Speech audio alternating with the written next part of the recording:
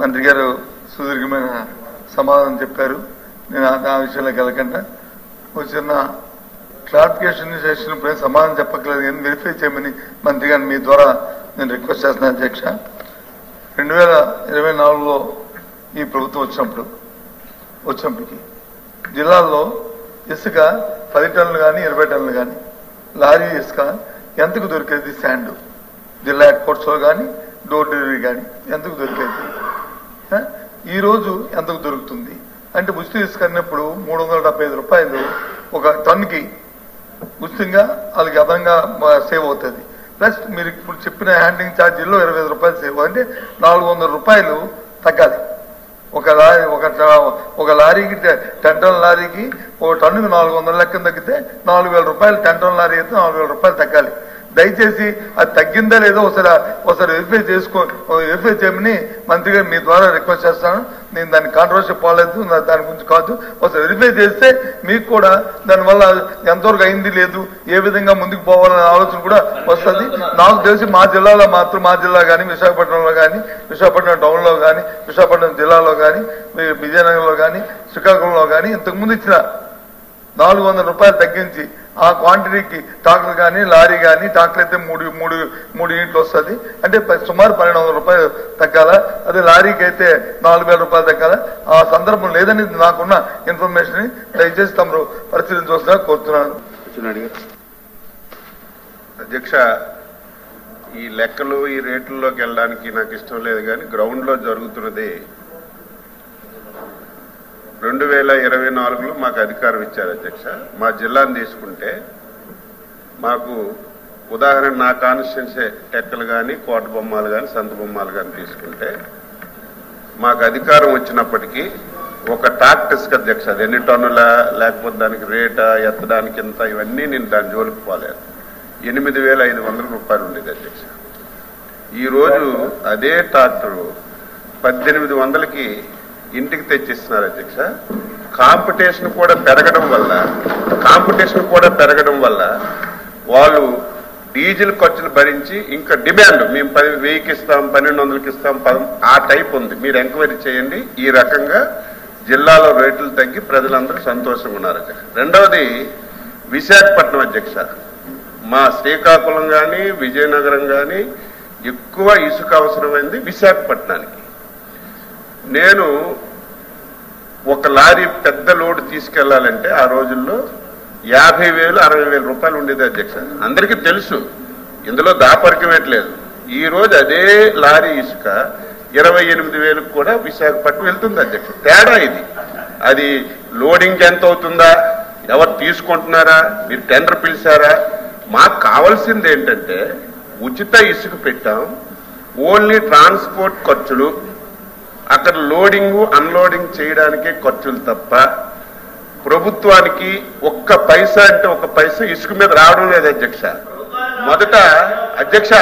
మొదట కొద్ది రోజులు ఏదైతే మనం ఆ సీనరేజ్ ఛార్జీలు పెట్టామో దీనివల్ల చాలా ఇబ్బందులు వచ్చాయి.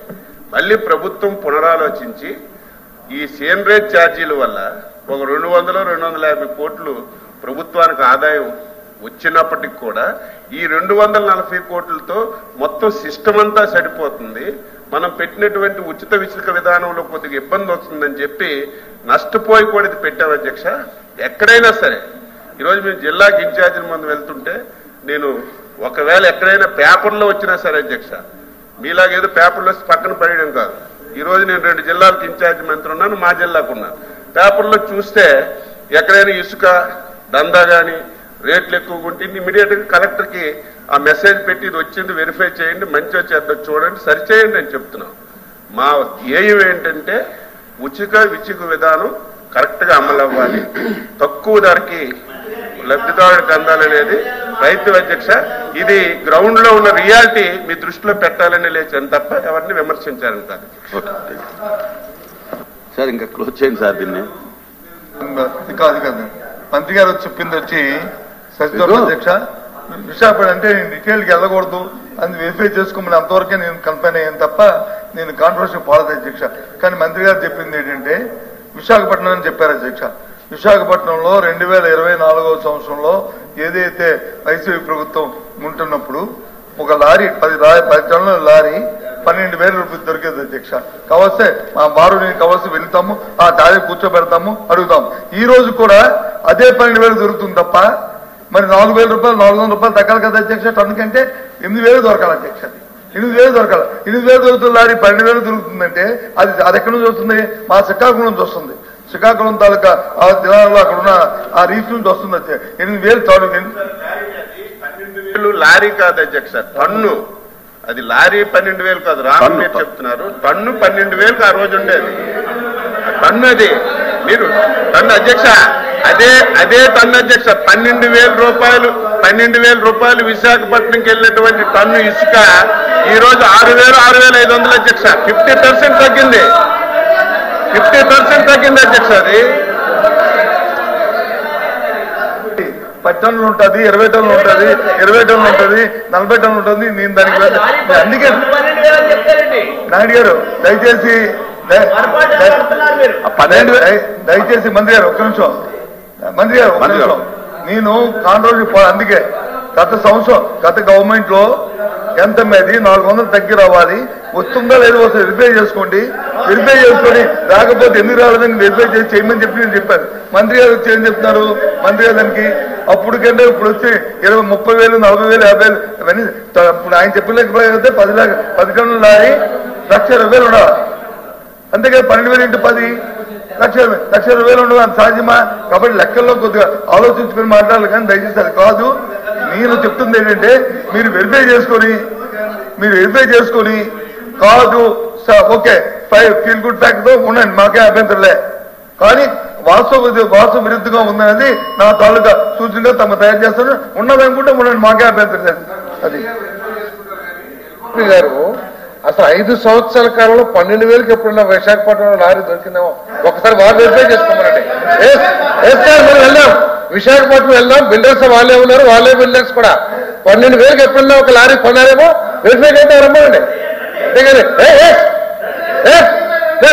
పట్టిన అధ్యక్ష 12,000 రూపాయలకి 5 సంవత్సరాల కాలంలో ఎప్పుడైనా ఒక లారీ ఇసుక దొరికిందేమో మీ ఆధ్వర్యంలో మేము వెరిఫై చేస్తాం సిద్ధంగా ఉన్నాం అధ్యక్ష. ప్లీజ్ కాదు 10 టన్నుల లారీ విశాఖపట్నంలో 12,000 రూపాయలకి 24 దొరికి ఇప్పుడు కూడా ఈ 12,000 తక్కువ దొరకాలి కదా. 12,000కి ఎందుకు దొరుకుతుంది అని అడుగుతున్నాను. ఇప్పుడే 30,000 ఉందని చెప్పలేదే, ఇప్పుడే 30,000 ఉందని లేకపోతే 20,000 ఉందని చెప్పలేదే. అది అదే 12,000 దొరుకుతుంది కదా, ఎందుకు దొరుకుతుంది? మరి దాన్ని వెరిఫై చేసుకోండి అని చెప్తున్నారు. ఏమేమి లెక్కలైతే వెళ్ళి పదండి. మా ఊరు మాకు తెలీదా? ఇప్పుడు సారథి గారు అంటే విజయవాడ నుంచి విశాఖపట్నం రావాలి. విశాఖపట్నం బతుకుతున్నాం మేము, విశాఖపట్నం ఉంటున్నాం మేము. ఆ విషయం ఎందుకు సచిదూరంగా తప్పుతో ఎందుకు పట్టించాలి? అవసరం ఏమొచ్చింది? అది కాదు కదా. 10 టన్స్ అంటే 3 యూనిట్లు.